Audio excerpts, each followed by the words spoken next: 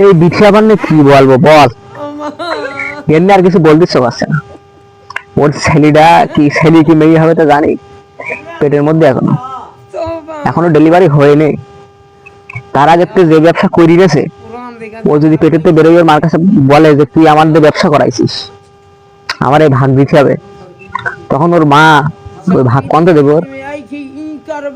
ওই ভাগ দেওয়ার ক্ষমতা আছে? এই ফেসবুকের ডলার, ইউটিউবের ডলার, আরো তো এই কত রোস্টারদের ইনকামের পাত্র সে হয়েছে পেটের তো বেরোনোর আগে, তাই না? তাহলে এই টাকার ভাগ যদি চায়, তাহলে ওইভাবে কিভাবে দেবে?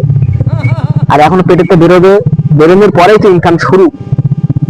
আজকে আমার ছেলের ক্যাম্পাস ফুট হয়ে গেছে, কালকে এ রোগ হয়েছে, তারপর দিন ও রোগ হয়েছে। ও তো ব্যবসা। আপা ভালো হয়ে যা, আপা এখনো ভালো হয়ে যা, সময় আছে, ভালো হয়ে যা।